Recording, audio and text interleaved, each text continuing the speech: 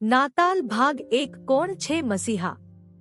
પરમેશ્વરે પોતાના અમાપ જ્ઞાનથી બ્રહ્માંડનું સર્જન કર્યું. તેની સર્વોત્તમ રચનામાં આદમ અને હવા હતા. પરમેશ્વરની રચનાઓ પરમેશ્વરના નિયમોને આધીન હતી, પરંતુ આદમ અને હવા એ પરમેશ્વરના નિયમોનો ઉલ્લંઘન કર્યું, આજ્ઞાનો ભંગ કર્યો. તેના પરિણામ સ્વરૂપ અનંત જીવન ખોયું અને મૃત્યુ મેળવ્યું.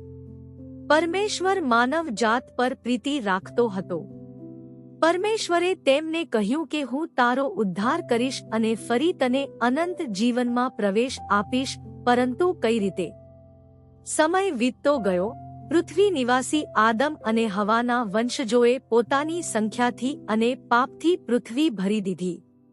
પરંતુ પરમેશ્વરની નજરમાં માત્ર એક વ્યક્તિ જેનું નામનું નૂહ હતું તે ન્યાયી અને નીતિવાન ઠર્યો.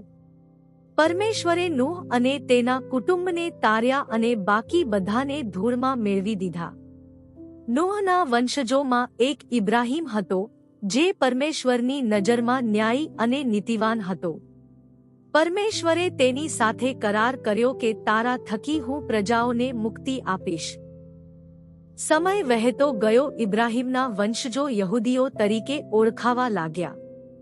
સમગ્ર દુનિયામાં આ જ એક પ્રજા હતી જે પરમેશ્વરને ઓળખતી હતી અને આત્મા અને સત્યતાથી પરમેશ્વરને ભજતી હતી અને મૂર્તિ પૂજાથી દૂર રહેતી હતી. પૈગંબરો કહે મસીહા આવશે, પરમેશ્વરથી પરમેશ્વર અને જ્યોતથી જ્યોત, અને આપણને ગુલામીમાંથી મુક્ત કરશે, સર્વ પ્રકારની ગુલામીમાંથી. કોણ છે આ મસીહા? જુઓ, કુંવારી મરિયમ અને યુસુફને ત્યાં દિવ્ય બાળક જન્મ્યું છે, જેને ઈસુ નામ આપવામાં આવ્યું છે, જેનો અર્થ થાય છે પરમેશ્વર આપણી સાથે છે. તે છે મસીહ, ઉદ્ધારક. લેખિકા સ્મિતા ચૌહાણ.